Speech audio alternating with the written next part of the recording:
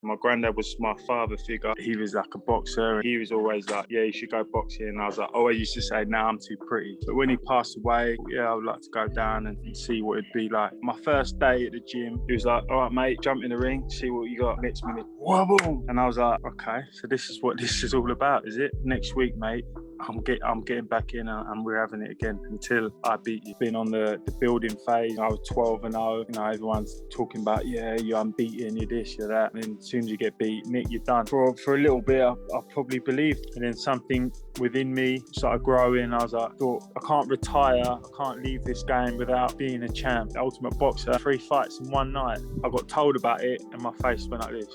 Yeah, it's all about you. They've never ever fought you. And then he went, IBO. I was like, ah! Go test guys like, the champ is here. So when I generally say I want to smash his face in, I genuinely mean it. This fight, I'm putting everything in it. There's no holding back.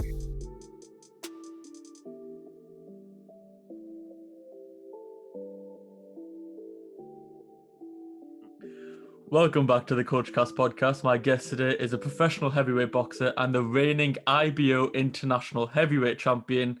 Welcome, Nick Webb. How are you doing, brother? I'm good, thank you. Thanks for having me. The way that I like to start podcasts is basically take a trip down memory lane. So if you want to sort of give me a bit of context on what baby Nick was like, what life was like growing up for you. Baby Nick. Baby Nick was born at about 4 pounds premature. Oh, wow. Oh, yeah, I was born early. But, yeah, I quickly grew. I was always the biggest in my year, or the biggest in my, in my year, basically. I was always big for my age. And from the age of 4, I probably, I had the same size feet as my age up till I was about 14. So, yeah. So then it stopped. Yeah. I always wondered, like, when you hear premature babies, a lot of them tend to go on to be quite big, don't they? Like, another one's like Tyson Fury. I think he was a really small baby, but ended up being like a really big guy, I think, unless I've heard like the wrong story there. So you come from a mixed background as well, don't you? So you've got a Jamaican father and English mother. Am I correct in saying that? Yeah, so I sort of grew up. I think I was about I must have been about 1, and I think my mum sort of left my dad. He was in Nottingham, so yeah, I didn't have a good dad growing up. It was just me and my mum, and and then she was with a guy called Wesley, who's my brother and sister dad for quite a number of years. He was a nice fella, but yeah, always always with my granddad. My granddad was my father figure, and he sort of taught me all the things that a man should teach their boy, sort of thing. And he's the one who got you into boxing because he was a bare knuckle fighter, right? Yeah. Well, what happened really is I always used to sit down and listen to his stories. He always used to tell me about his bar fights. No one used to mess with him, and he was like a boxer, and then he got injured and things like that. So, and yeah, he had a bare knuckle background, but which he kept quite quiet from us. He didn't really tell us that part, but right. But yeah, I heard all that, and I was never really into fighting. I fought, on the street and things like that, but I didn't want to be a boxer sort of thing. I like rugby, athletics, and then and he was always like, yeah, you should go boxing. And I was like, I used to say, nah, I'm too pretty, sort of thing. That was my thing. But but when he passed away, I was about 21, and I was devastated, obviously, and then I think a few of my friends started going boxing, and and I thought about my granddad. I thought, yeah, I would like to go down and see what it'd be like, and from then on, I sort of took it straight up. At 21, I thought it was a lot earlier than that. That's quite late, isn't it, for boxing? Yeah, I started quite late. Yeah, that's right. Wow. Going back to the sort of without the father figure role, and obviously your granddad did fill that up. I've heard you speak like previously about like taking the responsibility of like the man of the house and that sort of at a young age, but it wasn't always that easy because you did suffer like from racism and things like that as well, like when you were outside. How much like did that impact you when you were growing up? Yeah, so obviously where I'm from is Surrey, which, you know, is a nice place. Yeah. But it's predominantly a white place. So where I grew up was predominantly white, and then not many, you know. In my year, I remember being in little school, it's probably 2, 3 other kids that were black or mixed kind of race. So that was it. And in the first school I went to, after nursery, of course, I suffered from getting bullied because I was black, and I used to get surrounded by all the older kids, and they would all like punch and kick me, and I'd have fights every day. And then I think my mum was always like, "Why don't you tell the teacher? Why don't you tell the teacher?" And I'd be like, they don't do anything. I told them they don't do anything." So one day she stood back and thought she'd wait and watch the playground. You see all these kids surround me, and I was fighting them, and she just see the teachers look and then turn away and look the other way, sort of thing. So after that, she was like, took me out of that school, and yeah, I went. You know, I missed quite a lot of school that year, but then I went to another one, and yeah, I got on well there. Obviously, I was always like a bit of a street fighter kid, but yeah, I got on well, found some good friends, and went from there. Do you think that because you were like the biggest kid, you also got a target on your back on that sort of side of things as well? Like, let's try to see if we can, like, macho man sort of thing. Do you know what I mean? Yeah, it's probably a bit of both, bit of being, you know, black and the biggest kid. You know, I think because I was big, I wouldn't back down. Mm-hmm. And my granddad always taught me, if someone hits you, you hit them twice as hard back. So that's basically how I thought, and that's what I did. Yeah, like I'm from Newcastle up here, and there's not many Asian kids around, and I've spoke like on the podcast previously about going to school, and it's not always the easiest when. And I was very proudly Indian as well. So you stick out like a sore thumb, but Yeah, again, like yourself, like you get taught not to back down. You need to be proud of where you're from. 100%. With your dad leaving, it's like, or well, your mum and dad splitting up at such a young age. Did you ever like? Were you encouraged to embrace that Jamaican side?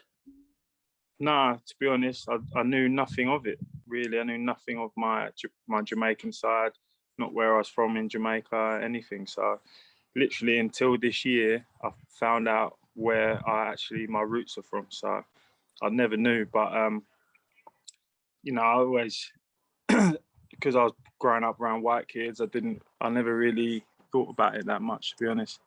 What sparked the change this year? Well, basically, long story short, I had a sister got in contact with me that I didn't know about. Basically, yeah. Oh, Yeah. right, okay. Yeah. Okay. When you're kids, I think the easiest thing, you just want to assimilate, don't you? You just want to be like everybody else and sort of fit in at a young age. Yeah. Right. And as you said there, you were obviously really athletic all the time, big kid, into rugby, into all these discus, I think you've mentioned before, basketball, all of these things. So it's fair to say that you were always really athletic. Yeah, I always took to any sport, really. I think because of not having a dad around, I didn't get so much into football. But everything else, I like playing everything. Anything I played, I was good at. And yeah, like you said, rugby I took to because basically it was an excuse to have a fight and not get in trouble. And I used to love that. And yeah, and I took shot put and discus quite far. I took it for south of England. Then I competed for England, and then I was in the top top club. So yeah, I took it quite far, and yeah, I enjoyed it when I did it. What do you think's the difference between them sports and boxing? Because obviously now, like, professional boxing and things. So what do you think do you think if you applied yourself to say rugby that you would have went far in rugby, or do you think there was something just unique about boxing that? Yeah, I think circumstances and things like that make a big point of it. I think when I was a kid, I was doing rugby, athletics, basketball at the same time, and I sort of drifted off to athletics, where I had a friend. His name was Roy, and he was a couple of years above me in school, but he said to me, come to my club to throw a discus, and then he took me with his family. Like his mum took me along to the club every week, so that was like a way to get there. and a way to do it. So, like I said, circumstances sort of led me off into doing sort of discus and shot put more. And the difference, like in sport, like I guess when I was doing discus and shot put, no friends wanted to come watch me do it. Really, I'd be doing it and be like, tell them that, yeah, well done, mate, lovely. That'd be the end of it, sort of thing. And I'd be like, oh yeah, I won the English schools the other day. Yeah, well done, mate. But when I started boxing at 21, everyone's like, oh, where are you boxing? I'm coming to watch. Everyone wants to watch. And it's a different feeling. And yeah, from then I sort of loved it. Yeah. So someone needs to get into hold of their discus organizations and make it cool, basically. So more kids, yeah. More kids go watch instead of boxing, they'll go watch discus. It is interesting because I feel like everybody, like especially young men, gravitate towards box, like any sort of fighting, because it is that, especially when you're going around that like puberty age when testosterone like jacked up and all that, and you just want to watch fighters. I remember like my earliest memories of like Rocky movies, Tyson and Ali and things, which is did you ever look at fighters beforehand before you got into boxing? Were they ever role models? Do you have any inspirations? Tell you what, I love boxing anyway. Like watching it because I really like fighting, to watch it and stuff. And but yeah, Muhammad Ali, I really gravitated towards him, and I watched so many things on him and got all his books and things like that. And do you remember like the fight night games and things like that? Yeah. I was like the best at it at the time. I was like, yeah, I'll beat everyone. And I just watched Muhammad Ali, and as an amateur boxer, I imitated him. Like I was 147 kilo in my first fight, and I was bouncing around thinking I was like Ali. I was like, yeah. But yeah, it's good memories. But yeah, I think watching them and watching the greats and what they've been through in their life, you know, Muhammad Ali through racism, and you know him turning the corner for a lot of people of race. He yeah, it was a big thing in my life. 100%. I think like I was fairly young when you remember the Will Smith movie Ollie? Yeah. I was fairly young when that came out. I remember we had that on VCR, and I remember watching that over and over again when you had to like put your pencil in to rewind it and then put it back in, which was an amazing movie. And obviously, I think at that time that's when Mike Tyson was obviously really big as well. And then there was just so much going on. The Rocky movies, yeah, exactly, on your T-shirt, yeah, which was just like that. I think that era of boxing brought a lot of people in, especially like my age, which was just really, really like a good time for boxing. But what Ali did outside the ring, I think, made him transcend the sport more than anybody else did. I mean, he was iconic for the reasons that you've just said there. So, but when you got, so what age around did you get into boxing again? 21. And then you got into the amateurs, and I'm guessing by that time you're already quite a big lad, like you just said. Yeah. So you just went straight into the heavyweights, and did you know that you had like power? So was it easy just to, you didn't really have to box, you just relied on like a one punch sort of thing, or? No, I'll tell you how it sort of went. My first day at the gym, I turned up. There was a heavyweight there called James Granger.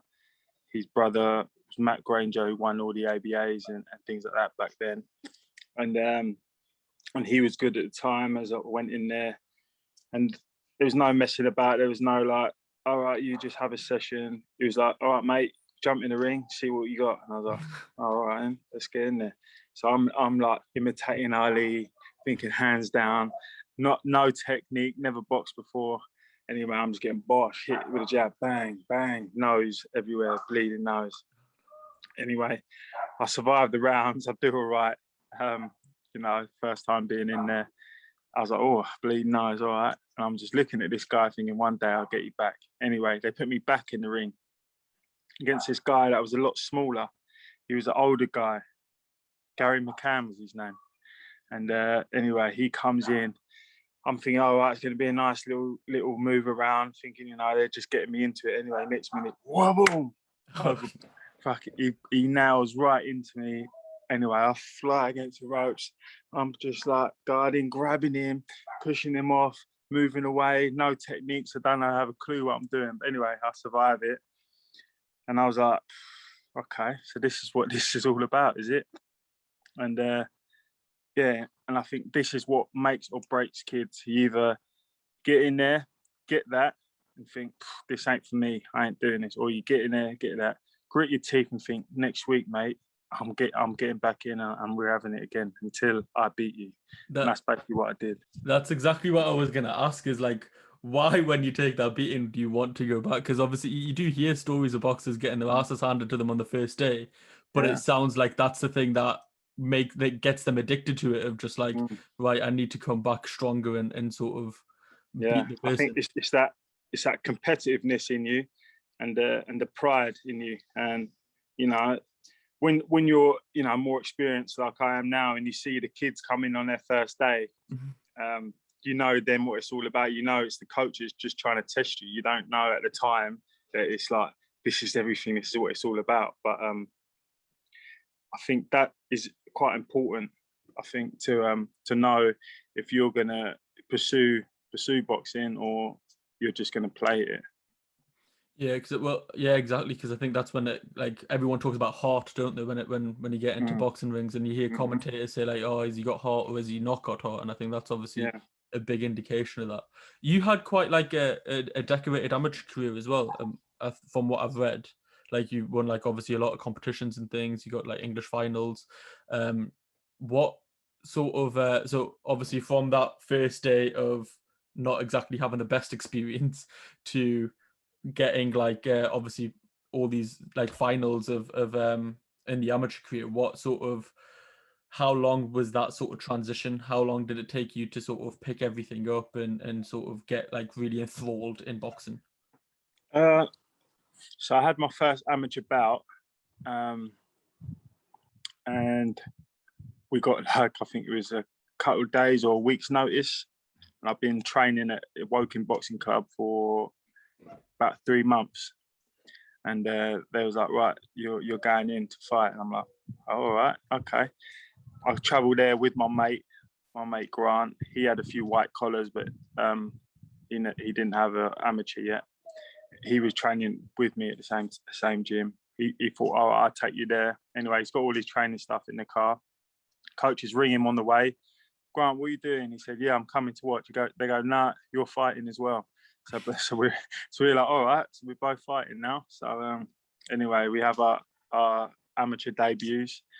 I was watching Gladiator the night before, getting myself psyched up.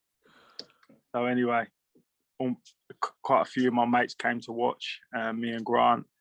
Anyway, we both went. No, actually, I think he actually lost his first one, but he did really well. And yeah, I won my first one. He went all 3 rounds against a guy that had 3 or 4 bouts already. So it's my first one.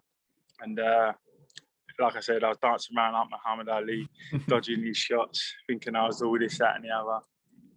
After the fight, I was standing in the ring going, "Oh, you're not in the team!" But looking at all my mates and everyone watching, and yeah, after that, I was really addicted, and I loved it, and I thought, yeah, this is a bit of me. And yeah, since then I went, I think, into under 10s. Novice under 10s, and I got to the final. Oh no, actually before that I did the Haringey Cup. I had my 2nd and 3rd fight in Haringey Cup, the 3rd fight being Joe Joyce. And me and him had a war basically. And yeah, and then after that I did the under 10. He won that war. And then I went into the under 10s and got to the finals. That was I felt I got robbed in the finals. I put the guy down.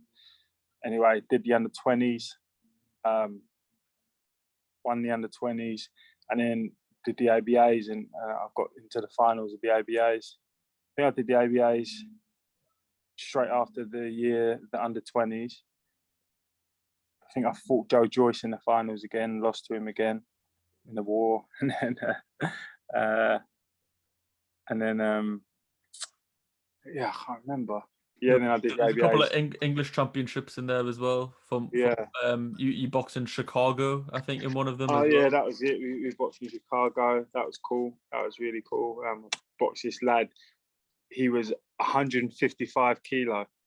Like I thought I was heavy. I weighed, I think at the time about 100, must have been 28, 130 kilos, something like that. And yeah, and he was 155, and I was like, wow, this guy's big. But yeah, I managed just to box and move and win. But yeah, that was really cool. That was a very cool trip. I had a lot of. We went to Spain, had like a training camp out there. Had a great experience at amateur. It was a lot of fun. Definitely. Amateur is like where you learn your trade and you don't have no pressure sort of thing. You just enjoy that time. And you get to travel as well. Obviously, the places you just named there, like Spain, Chicago, and things like. Yeah. When people think of boxing and going to a boxing gym, they don't think of that. Do you know what I mean? They don't think of the opportunities it'll give you to go to Chicago and Spain to box everywhere, to box like in finals and sort of get like the confidence, I imagine, as well, that you get from it. You hold yourself in a different manner than probably otherwise. Like rugby and like team sports are all good, but when you know that you can go into a ring by yourself and handle yourself, it's a different sort of a buzz. On that first fight, when you've got all your friends there, you've psyched yourself up watching Gladiator the night before. How hard is it to manage your energy? Because I imagine the adrenaline would be crazy. And like, is that something that even came into your mind at that point, or was it just like I'm buzzing, I'm gonna win, and are you not entertained at the end? Yeah, like I said to you, I had my first fight at 147 kilo. I was quite a fat kid, and I don't know. I don't think I really thought about the energy or how fit I needed to be. I just sort of went in and let's have a go, sort of in that sort of attitude. And yeah, I did all right. I think I was my fitness was all right because I was that heavy, and I lasted it was three rounds over 2 minutes each. So I didn't really think about it at that time. I wasn't experienced enough to know how fit you needed to be. Is it more like what you've just said there of like there's no pressure in the amateurs? It was just like, let's have a crack and see what happens. Yeah, especially at the beginning, it's like that. But obviously, the further you get on, and then you're in championships, then obviously comes the pressure. Like you win one, you're in one round of the ABAs, and you're in the next round, so you got pressure to keep getting to the next. But yeah, it was a lot more fun, and I was still like a kid. I was still drinking, still having a laugh, and I was going to Ibiza and holidays, and yeah, it was fun. It was just more fun back then. Yeah. Do you think there was more sort of nervousness in your pro debut compared to your amateur? Because when people turn professional, there is a bit more of that expectation, I guess. There's a bit more pressure on it generally. Yeah, being pro is a lot more pressure in every fight. Being amateur, there's no shame in losing. There's no, it's part of it. You're learning the trade, but in the pro, you're making a name for yourself, and your reputation is always on the line. And soon as you lose a fight, you lose all credibility, and everyone doubts you, and everyone says that you're rubbish. Basically, so you can't. It's not like football or rugby. You win one, you lose one, you're still good and respected. But in boxing, as soon as you start losing, I think only if your name is Chisora, you're still respected. And he's War Chisora, and it doesn't matter if he loses or wins. He's entertainment. So, but everyone else, I can't think of anyone else that wins and loses. It's a good or a bad thing. It's normally a bad thing. Is it because, like, obviously in the amateurs, it's more of a gentleman sport. Like, you go there, you shake hands before and after the fight. Whereas in obviously professionals, you still do that, but it becomes more of a business. Like, obviously with Floyd, the 50-0 and like the keeping that O intact, obviously was lucrative for him. So then that's probably more pressure of like, let's not lose because then we can build this guy as undefeated until he gets to what level he needs to get to. Well, obviously, because I've been on, I've lost 2 fights now, and I'm quite an experienced pro now. I've been on both sides. I've been on the building phase of, I think I was 12-0, and you know, everyone's talking about, yeah, you're unbeaten, you're this, you're that, blah blah blah. And then as soon as you get beat, everyone's straight, you're shit, you're this, you're that. So it's a hard, horrible game. But you know, it's amazing when you're winning. It's amazing when you're on top. But when you're losing, it's the worst place to be. Is that hard mentally, because you're getting all this adulation, all this sort of extra fame, I guess you could call it, and then I don't want to say irrelevancy because that's probably too extreme, but you know what I mean, like that the people who probably were bandwagoners end up disappearing. Is that hard mentally?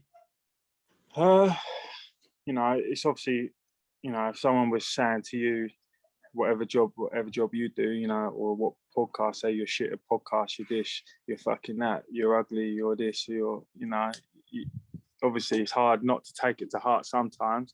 Obviously you think, you know, it's just people talking rubbish. Mm-hmm. They don't know me. That's how you got to handle it. But it's obviously not nice to hear all the time. And I think that's where a lot of fighters, you know, that's why it's more of a business now. Instead of the best fighting the best, it's more like, I avoid this person and I'll go around this person because, you know, I don't want to lose. But really, there shouldn't be any shame in losing. That's where you learn the most you will ever learn. That's where I learned the most, and that's why I come back the way I did. And 100%. I find it like that because like MMA is more built like that as well. Like when you see UFC, their sort of records aren't as held in as high regard as maybe boxing. Like they don't value the ode as much as boxing does. You see some of their best fighters have lost and came back after a couple of fights, and they don't really see. There's some exceptions. Obviously, Khabib was amazing. He was undefeated, but it's not as there's not as much pressure. Whereas in boxing, I feel like obviously I think it is with Floyd. I think everything changed sort of after that. Of everyone sort of wants that zero a lot more. Yeah. But for me, I see it like the way that you just said it there is that sometimes you need to have a loss to learn. Like some of the greatest fighters like Lennox Lewis, Mike Tyson, Ali, no one's ever saying, oh, well, they've lost a couple of times. Everyone's saying they were absolutely amazing. Yeah. And they were great because of how they came back. Yeah, exactly. Well, yeah, Lennox versus Wachman was exactly. That like not many people can come back immediately afterwards and win the rematch that they've just lost. And he did Anthony Joshua more recently with as well. Right. So it's it is a funny one though, because as you say, it's more of a business now, and sometimes it is actually interesting to see how people react to a loss. Like we've seen Deontay Wilder after he lost to Tyson Fury, and all the excuses came out, and it's interesting to see how people conduct themselves afterwards as well. Which hopefully we can. I'll get your thoughts on a few of the big matches towards the end of the podcast. But sticking to sort of your timeline of when you turned professional after amateur, I think you alluded to it there. You had you got up to 12-0 in quite like a quick amount of time. I think you had around 6 or 7 fights within the first year. When you turn pro, and obviously you need to sort of rack up the record. I'm guessing that you basically just can't take any time out of the gym, can you? Like, is it like the 2 or 3 weeks notice sort of thing that you were saying in the amateurs, or do you just have to constantly be in the gym? Because if you get that phone call of like, right, your 4th fight's in 2 weeks, 3 weeks time, and then your 5th fight's in like a month after that, do you just have to always be in shape? Yeah, I think when I turned pro, I stayed in Brighton. I was living in camp, and we trained really hard every day, 3 times a day. And when I first turned over, I turned over with Frank Warren, and it was before he had the channel, you know, the BT Sport. It was just before that, and so we signed a contract with him, and everything I thought was flying. So we had 1 fight, and then a couple of months later, ready for the next one. We had the next one, and then for some reason, they stopped putting shows on. Like, we didn't know they was going over to this new channel and whatever anyway. But they didn't sort of stay to the contract. My manager, Scott, ended up putting a show on instead. And I fought on that show to get me another fight out. And but yeah, anyway, they didn't keep to their contract. So they basically let us go. And, you know, I was 3 fights, 3 first round knockouts. And yeah, they let us go. And then so we sort of went our own agent and just went on people's shows. But that, I'm telling you, is hard.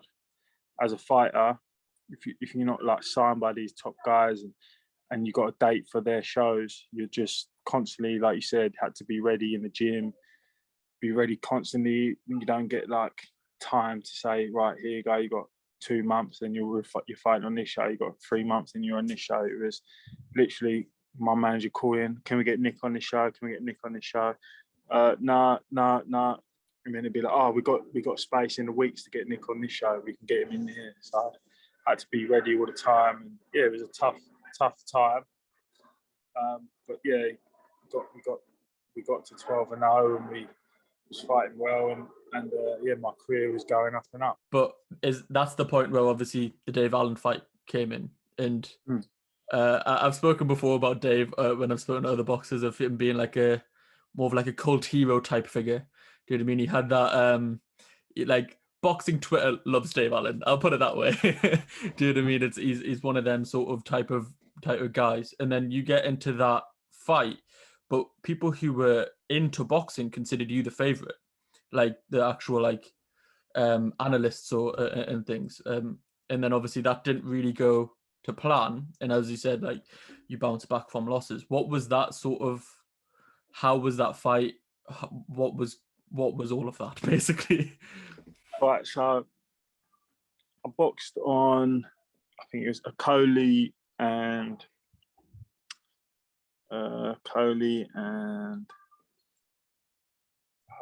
Chamberlain. Coley and Chamberlain's undercard. I think it was like Dylan White, I think, sort of putting it on and things like that. And anyway, I did well. I knocked the guy out. And since they was like, right, we're going to get you straight back out. I think it was like a month or 2 later on another matchroom show. So I was like yes, I've sort of, I'm there now. I'm sort of like, promoters are liking me. I'm there to be now, to start making money, because I hadn't made any money yet. And I was ready to start making it, basically. Anyway, I went to Germany. I was training out there. My missus lived there, so I went out there to see her and train out there for a bit. I was running, slipped over on the snow, dislocated my shoulder and severed my clavicle and my tendons around it. Anyway, my arm was dislocated, and I was like, wow, like I think it was weakened anyway because of boxing, and you know, that's how it goes. But that slip over, obviously done it. And then went to hospital there, and they was like, do you have travel insurance? I was like, yeah, I think so. And they was like, right, that's going to be 18 grand. I was like, what? I was like, you know what? My arm's all right. I was like, it might be all right, you know. Anyway, I had travel insurance, so it worked out all right. And they straight put me in, you know, hospital, and I went under surgery straight that night. And I was in hospital for a week. But obviously, going through my mind at the same time, I was like, what have I done? Just I've made it, sort of thing. I was given another date for a matchroom show. I was there, and now I've injured myself. Like I was devastated. Anyway, I was in one of them slings that held your arm up like that, and I couldn't sleep any night, and you know, I was devastated. But anyway, cut a long story still. I came back, I trained, I was straight into training that week. Basically, I was sitting on a bike trying to do something. And anyway, I slowly got it. I did all the things I had to do to get it stronger. And then I yeah, then we started getting calls, when you're ready to fight, when you're ready to fight, when you're ready to fight. And obviously I just wanted to fight as quick as I could, thought I was the same man. And they offered us like an easy fight to come back, sort of an easy-ish, get back fight, sort of same sort of level of opponents that I was already fighting. So I was like, all right, wicked. I'm ready for that. I can deal with that and start fighting again. And then they come and dangle the carrot of fighting Joe Joyce. Okay. And we was like, and they come with, $100,000. And I was like, I've made no money, got no money. I'm injured. I'm trying to, I'm not 100%, but $100,000, I fight him with no arms. So yeah, I thought, you know what, I take the risk. Anyway, we said yeah, but apparently Joe Joyce hadn't been training, and he wasn't stupid enough to say yeah without training. So he was like, nah, I ain't fighting Nick without training, sort of thing. Is that something that you, sorry to interject, is that something that you still want to do, is to have that sort of amateur redemption of fighting Joe in the pros? Oh yeah, we'd love to fight him. He's, definitely like you said, some redemption, and he's a great name now, and he's made a great name for himself. So that would be something I'm definitely interested in. But anyway, cut a long story short, that didn't happen. It was 2 weeks notice. So we was like, okay, then go back to the other opponent. But then they was like, no, we want to fight someone better. Then they dangled Dave Allen, and it wasn't for that much money. It was like, no, thank you. We're coming off an injury. We want to fight someone easier. And anyway, then they dangled more money. So I had a chat. And it was sort of like a business deal. Say, Nick, you can beat him. You can do it with one arm if you have to, and you'll be fine, sort of thing. Perhaps hindsight, we I guess not overlooked him, but underrated him, I guess. And I thought I could just get in there, sort of box his head off, stay away. But I wasn't the same fighter coming from that injury. So I tried to fight a lot different than I normally was fighting. And you can see in the fight, I'm totally different. I'm like, just pot shotting, but, like, instead of, bam, bam, like I normally do. And anyway, he starts, I think, he's walking through my shots because I'm not putting anything in them. And then he catches me, and that was that. And I've never been knocked out. I've never been anything, not in sparring, not in a fight. So it's the first time. And I think in the fight, he hit me with the same sort of shots. And I was like, I'll take them all day and nothing. Didn't think anything of it. And obviously, he caught me with that next one. And I just remember getting up, thinking, what the has happened here? Like, I was like, and obviously I was trying to beat the bell, trying to get up. My legs weren't working. I was like, this is the weirdest feeling ever. And I was just like frustrated, like, And anyway, just lay back down, like, I can't believe what's just happened. And anyway, I get up. I'm like, what's happened? Anyway, I'm just watching the replay on the big screen, like inside the place. I'm like, anyway, I watch it. I'm like, whoa, what a shot! Like, horrible. And yeah, and I just wanted to go into hiding. I was like, get me out of this place. Went into the hotel room with my missus. Was just like, I was just shocked. I couldn't believe what just happened. Like, and yeah, it was a hard time for me to sort of digest, and I still didn't digest it. We went on holiday. My manager was like, right, come back. You need to come fight straight away. I was like, I'm not really need to. And he's like, no, you got to do it. Basically, and I fought Dorian Darch. Beat him, like not much problems. I knocked him out, I think, in the second,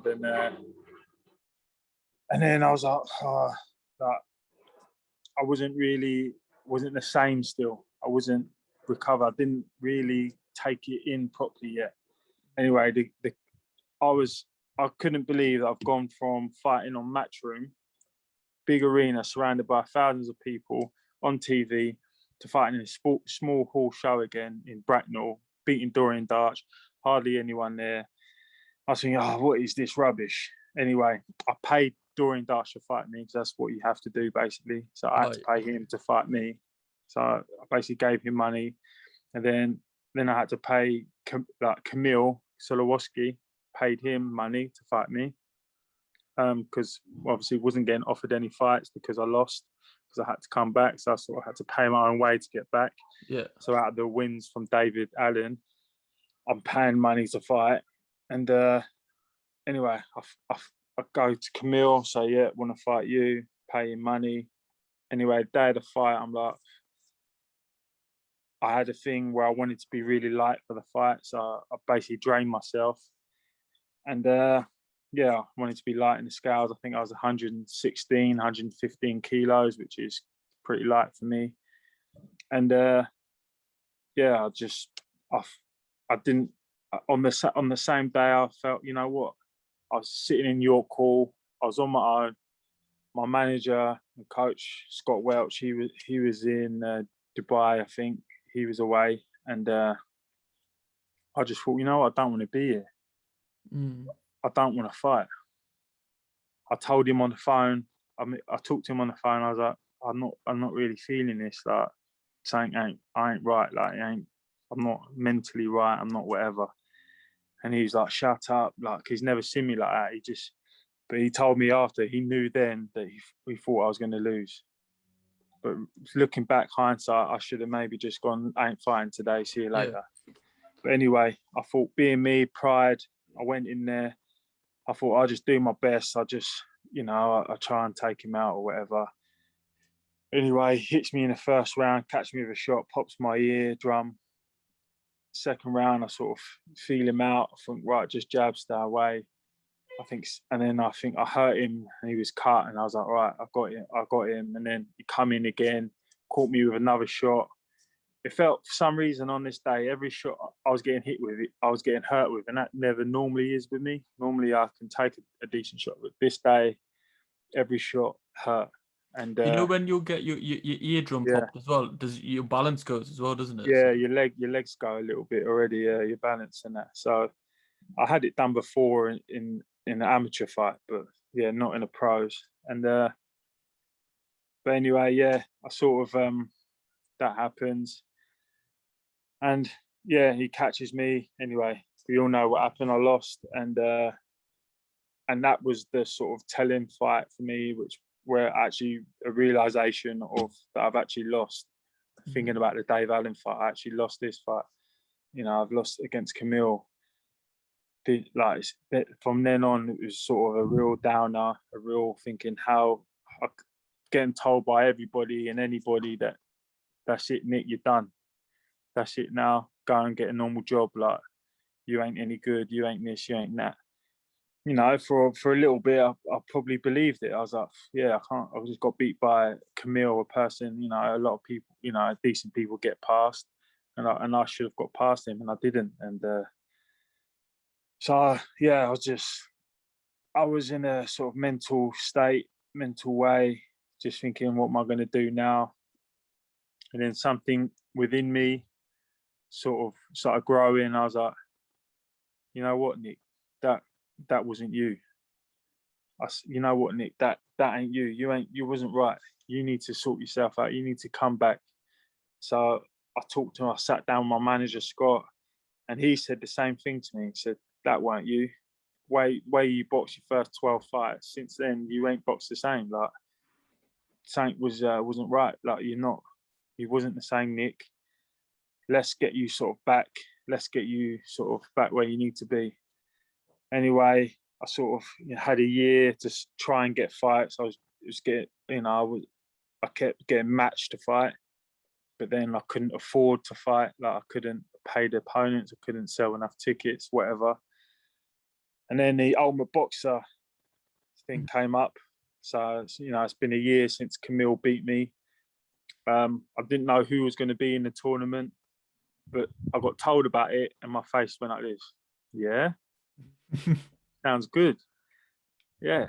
And I had a great feeling straight away. And I'd been training hard all year. I've corrected a lot of mistakes that I had been making. I was gonna say at that point, are you like mentally over, like from obviously that Camille loss sounds thing is that you were still holding sort of, I guess, demons from the Dave Allen fight is probably the easiest way to explain it.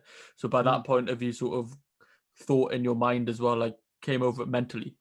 Yeah, that was sort of the Camille fight sort of made me the realization of the Dave Allen fight. Sort of both of them together sort of made me realize what I was doing wrong. I wasn't the same fighter.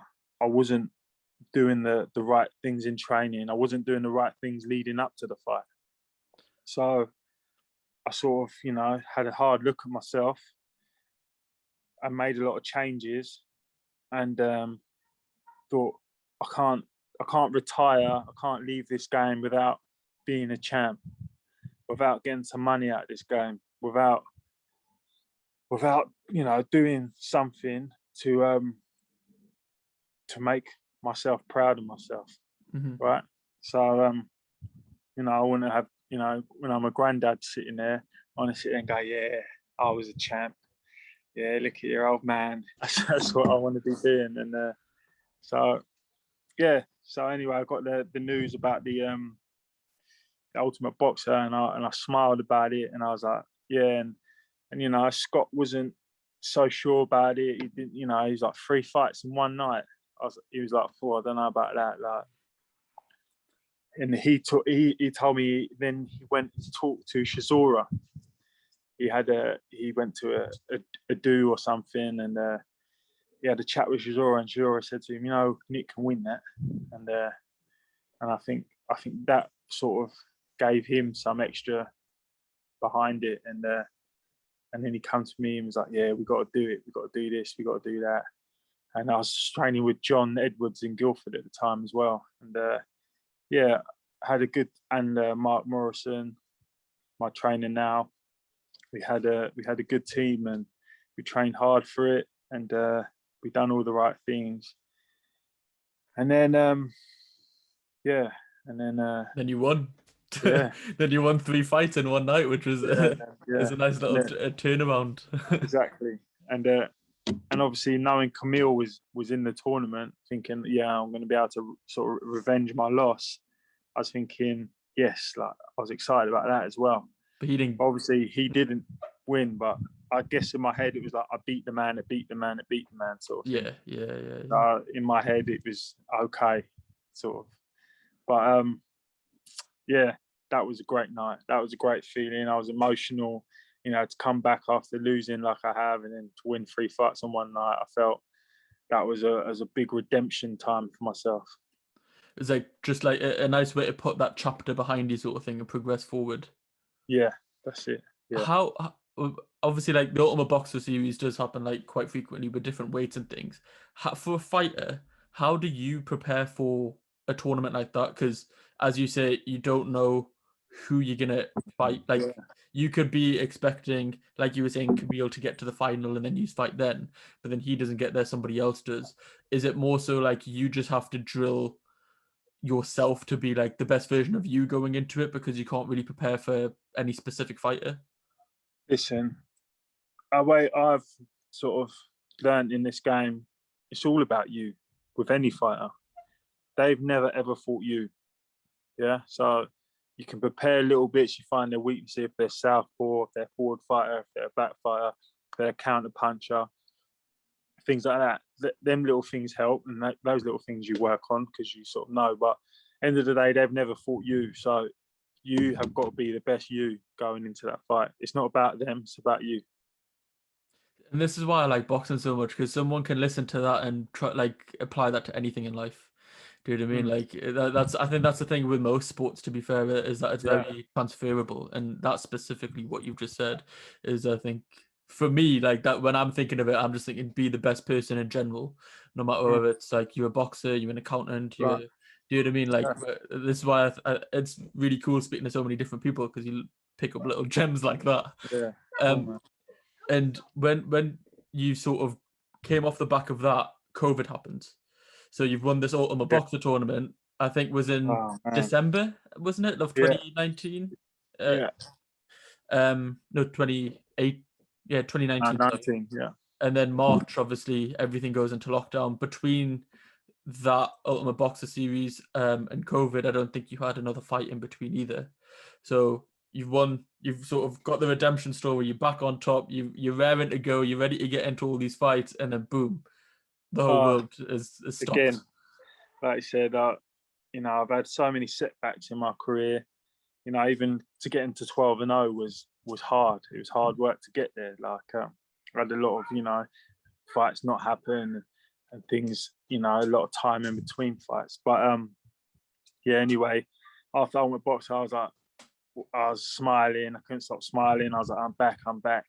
And yeah, and then obviously we started training again for the new year. And we're thinking, right, we're going to get straight back out, this, that, and the other. Then boom, COVID hit. And in my head at the time, I was just like, fucking hell, like really? The world's gonna, don't know, it's just going down. So I thought, let's have a good time. Started eating loads of shit, started drinking loads of shit. My missus just having a good time, chilling. I was like, so this was what retired life is like. And I was just like enjoying time, just at home. But after sort of 2 weeks, I was like, I'm bored, and I put so much weight on. I'm like, in 2 weeks, it was unbelievable. Like I'm talking 20 kilos. I couldn't believe it. Like I was like, how have I put all this weight on? Like fucking hell. Yeah. And I remember, and the day it changed, my missus, she's a personal trainer, finishing instructor. This sort of like challenge she wanted to put out for people, and she was like, "Oh, can you do it with me? Like, see how hard it is." It was like a burpee sprint, 2 burpee sprint, 3 burpee sprint, up to sort of like 10 or 20. I can't remember. And anyway, I was like, "Yeah, no problem. I'd do it with you. You know, I've only had 2 weeks off. Anyway, do it." Blowing out my ass. And I was like, and my heart was like coming through my chest, and I was like, she's like, "You're right." And I was struggling to keep up with her, and I was like, yeah. And that day I was like, you better not ever stop training, boy. And I was like, anyway, yeah.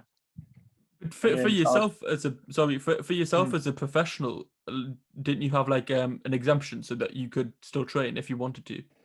For them first 2 weeks, no one could train, no one could do anything. And then after that, they said, yeah, professional athlete can start training again and stuff like that. So I did start. Yeah, I was just thinking, the world's going down, so I thought, let's just have fun. But yeah, anyway, back to reality sort of came, and sort of started training again.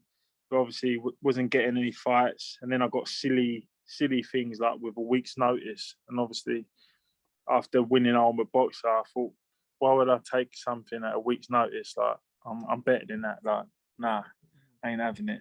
So anyway, like I said. And did you learn from like previous mistakes of like Dave Allen's sort of fight of like, don't always just go for the carrot that's standing in front of you, sort of hold exactly that. Don't rush a fight, and don't like you said, don't just go for something because you think that's right. That was a big learning thing as well. Like you said, there's no need. You know, I've got time. You know, I'm not an old heavyweight. I'm not a young heavyweight, but I'm in the middle. So there's no rush. So I'm not taking a week's notice. Like, who would do that? You know what I mean? Who takes week's notice to fight? So anyway, nothing was coming along.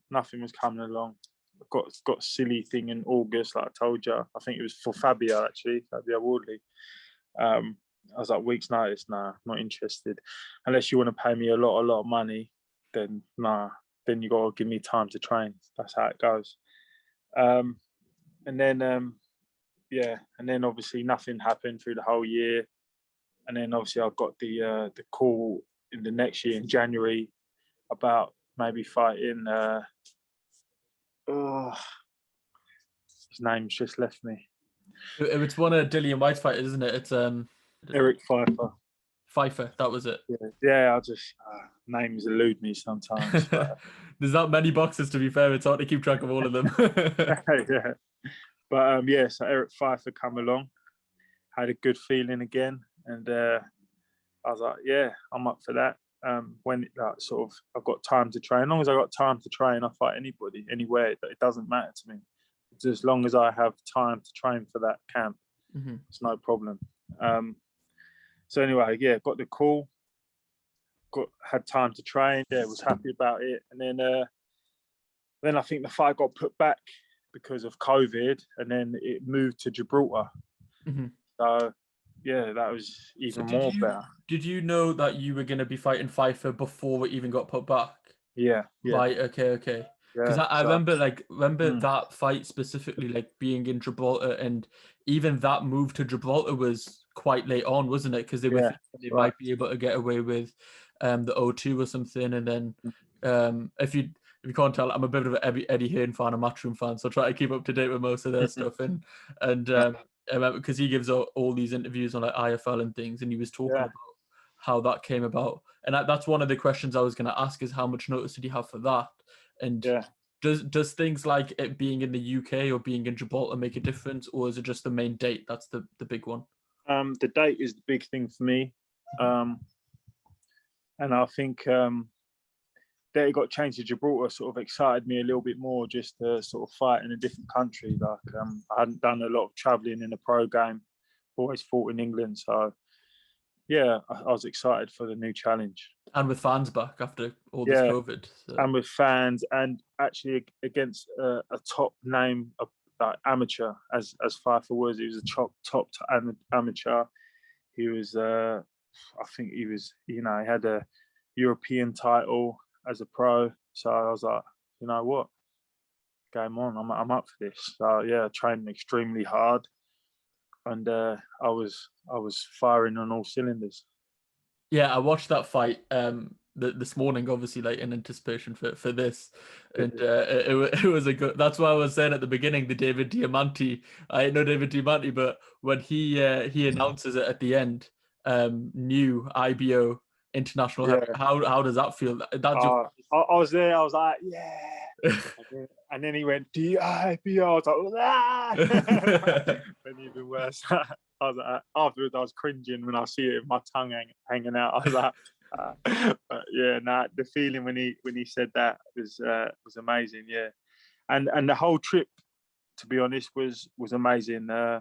Being there, we had nice weather. We hadn't been away because of COVID, so being away was nice. The venue and where we were staying was really cool. Staying around ex-champions, like we had Ricky Hatton staying there, and a lot of other people, and obviously my manager staying with him for the whole time, Scott Welch, who's ex-Commonwealth British champion. So it was really sort of everything on this week was all together and had to sort of stay compact, and just the whole build up to it was a real exciting thing, and seeing the opponent every day, like him going for his lunch and his dinners, and you just walk past like. Is it almost like a face-off every day? Do you know what I mean? Like in the dinner queue is a face-off, many face-offs all the way throughout the week. Kind of, but I'm quite a nice fella, and he's quite a nice fella. So until actual game night, I switched. But before that, was quite chilled, and he was quite chilled. So it's just like sort of like a funny, right? But yeah. I imagine that, like, sorry, a lot of that bubble experience in like matchroom bubbles, when obviously all this COVID thing was happening, you see, like, obviously some people who may be a bit more provocative, if they're like trying to make their name for themselves, sell the fight a bit more. Sometimes, like, obviously you wonder if that is always playing up for the camera. Do you get the sense that in there, like, if there is a bust up, can you tell if it's for the cameras, or can you tell if it's genuine? Like, and for yourself, when you're like trying to build a fight or something, is there a switch where it's like, right, let me say or do something a bit more provocative because it might get a few more eyes on me, or is it just like I'm only if someone pisses me off? Yeah, I think a lot of people are quite, like you said, play up for the camera. Right. But me personally, camera on or not, I'm the same person. So you know, if I tell you I'm going to smash someone's head in, I genuinely mean smash their head in. I'm not saying it for the camera. Like You're looking directly through the camera, and I'm feeling intimidated right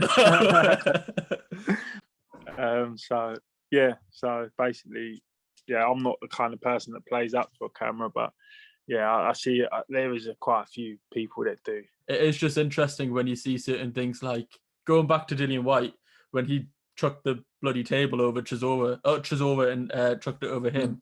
Like, that's something that you think, like, is this genuine? Do they really absolutely hate each other, or has Chisora just got a new Rolex out of it? Because you know what I mean? Like, I think that was what Eddie Hearn had to give him. Yeah, who knows? I think, you know, some characters, but then again, you can say that like Chisora always has been like that. So if someone's, you know, suddenly changes, then, you know, you can really tell. But I think someone's always been like it, then you don't know, do you? And off the sort of off the back of that, how was that feeling coming home with the title? Like, that's something that you're gonna have forever now. Do you know what I mean? Like, I've obviously seen the pictures, like that you did with Gaz. Like, shout out to Gaz from Blue Corner Boxing. That sort of will be with you forever, no matter what happens. You've got this title. Is that something that you're like, right, this is cool, or is that something that you're like, right, I want more? Yeah, when I first got it, I was like, wow, like, you know, I got the robe, the golden robe, and I was like, I need a belt. I've got the belt, and as soon as I got that belt, like, I didn't get it on that night. I was going all night. I was like, where's the belt? Where's the belt then? Come on, like, give me my belt. But it hadn't. They ordered it, but it didn't come in time for that night, so they had to get it sent to my house. Like, every day, I was like waiting for the mailman, like, right, mate, you got the belt? He's like, nah. But yeah, as soon as it came, I was like, yeah, carrying it around everywhere with me, and I was excited about it. And then got the Tesco's with your belt on. yeah, going to Tesco's, like, the champ is here. But nah. But I had that round. I was like, I need another one round here or on the other shoulder now. Like, definitely, I need more. I want more. I'm gonna get more. And that's coming to the fight that has just been announced. Strap season, English heavyweight title fight against Fabio Wardley in Fight Camp. How are you feeling for that? I'm guessing, obviously, you've known about this for a few weeks now by the time we're recording, and obviously full training underway and things. Yeah, so I've known about it for about a week now. And same again, I had another good feeling. So when I generally say I'm going to smash his face in, I genuinely mean it. So I can't wait to get my hands on him, and I can't wait to do the business again. I can't wait to shock the world once again. So these big fights really motivate me. And the fact that I've got enough time to train and be 100% ready. Anyone that has a 100% ready Nick Webb is going to be in some serious trouble. And as a fan, I think one of the greatest things about this is that it's on DAZN for £1.99. Do you know what I mean? As soon as that was announced, I was like, when the fight camp has been announced and you're paying $1.99 a month to watch all of that, it's amazing. Do you know what I mean? Yeah. For obviously fight camp, you'll be fighting in like a bit of a different environment. Eddie Hearn's back garden, essentially. And obviously you fought in Gibraltar, you fought in front of the fans and things. Does any of that matter to a fighter, or is it just as soon as you're in there, you're in there? So I fought, at the O2 and Wembley and things like that. Soon, like, as you're walking down, if you're flipping out, this place is packed, or when you're walking out. But when you're in that ring, everyone else disappears. It's just you and the other guy. So it really doesn't matter where you are. Mm-hmm. Yeah, like, I think that's what you would imagine. But sometimes when you see, like, I don't know, I was watching one of the old school Mayweather fights the other day, and like Sylvester Stallone was in the audience, and I always just wonder, like, if you see like Rocky out the corner of your eye, surely it would put you off a tiny bit. You know what I mean? Just chilling there. Yeah. It's a weird one because, as I said, like, I'm a boxing fan, and it's like I have all these questions that I'm like, I just want to see like an insight of into like how you would operate in things and what actually makes a difference and all these things. But as you say, you've got plenty of time to prepare for this fight. It's around a month away from when we're recording, and it seems like it's going to be fireworks. do you relish? I don't want to say underdog because I feel like it's a bit like of a. I don't mean it in a disrespectful way to say underdog, but obviously in the Pfeiffer fight, it was sort of, you were the quote unquote B side, and on this fight you quote unquote again B side. Does that sort of give that sort of less pressure and expectation on you, or does that make a difference in any way? To be honest, there isn't really less pressure because, you know, every fight potentially could be my last. You know, I've got 2 losses. I can't really afford to have another loss. It's been a long road back to get where I am now. So there's no difference for pressure. I've got to go in there, kill or be killed. There's no other way I'm doing it. I will die in there if I have to. I'm prepared. I'm walking that walk to live my destiny. If that's the end of it, then that's it. I'm ready for that and I'm prepared for that. 100%. It's yeah, I think obviously the way that you've just said it there, and being obviously having 2 losses before, but on the flip side, coming off Ultimate Boxer, 3 wins in a row, then IBO International, then when you beat Fabio Wardley, English heavyweight champion, you'll be in very good stead to sort of crack on and get some really big fights after this. Like, this is a big fight in itself, but do you know what I mean? Like, you've had like you'll be having 5 really good fights, picking up some titles on the way, and you can sort of crack on. Is that like the? Do you think you can't really think past Fabio, but do you ever think like of a situation like that? Yeah, obviously I know that when I beat him, it puts me in a great stead, and you know, I think about, you know, this is for my future family. You know, that's how I got to think. And this is, I won't be looking past this fight. Everything is about this fight because every fight I have can potentially be my last. So this fight, I'm putting everything in it. There's no holding back.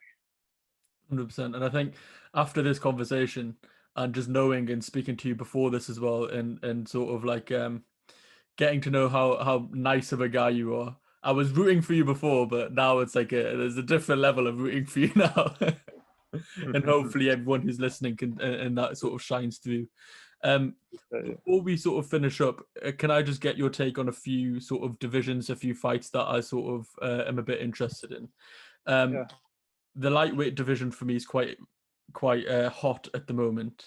I don't know if you like watch or follow some of the smaller weight categories, but there's like Lomachenko has obviously just won recently again. You've got Teofimo Lopez, Devin Haney, Ryan Garcia, all of that sort of mix. For me, it's one of the hotter divisions. We've got like a lot of big characters in there. Have you got one that you think's gonna sort of come out on top when everything's all said and done? Yeah, I'll be very honest with you. I believe heavyweight boxing is a different kind of boxing. Yeah. So I don't really watch other than heavyweights. So yeah. I'm a fan of boxing, but yeah, I couldn't tell you much more about the lightweights. Okay, well let's go on to heavyweight then. Tyson Fury and Anthony Joshua, obviously, unfortunately, their fight fell through. So in their respective fights, do you think both of them will come through? I think they both have a big potential. You know, they're in, 50-50 fights. It's a tough one, but I believe that they will both come through and they will give us a monster fight of the division together. So I can't see Fury losing after he beat Wilder last time, how he did. I think, Wilder is training really hard, and maybe he can come back and beat him, but I don't see it. I see Tyson Fury beating him again, and I see Joshua being too big, too strong for Usyk. I think after sort of 5 rounds, I think he will take him out. And if they both come through, and if they do have that monster fight, am I allowed to ask who you think would win out of them? Because I've asked a few boxers and some of them don't want to really answer, just like sort of sit on the fence and things. Yeah, I've said in other interviews who I think. So you know, I'm a fan of them both, and I believe they both can definitely win. But I'm just going on the last performances, and Tyson Fury's last performance was a crazy one. So I'm just going on that, and that would be the only reason I would say Fury will win. But really, I'm a fan of both, and I think they both could win. Boxing would win. If that fight happens, boxing would win. Let's say that politically correct answer. Again, I really appreciate your time, and obviously know that you're in training camp and things. But the way I like to end each podcast is with the same 5 questions that I sort of ask to every guest, and I feel like it's a nice way to just sort of summarize what we've been talking about. So the first one being, what are you most proud of? Proud of how I've come back after defeat. What are you most looking forward to? The Fabio Wardley fight. Yes. What is your definition of success? To be happy and content in life. And what's your biggest motivation? Our biggest motivation is to prove myself what I can do. And last but not least, because the KultureKast podcast, how has your culture impacted you on your life so far? And when I say culture, I just sort of mean just your background, like everything that we spoke about sort of at the beginning of the podcast. I think just to always excel in yourself, to make yourself a better person. Smashed it. Yeah, that's amazing. I'll leave like links and all of them things in the description of the podcast. And again, I really thank you for your time. Appreciate it, mate. No, it's been a pleasure. Cheers.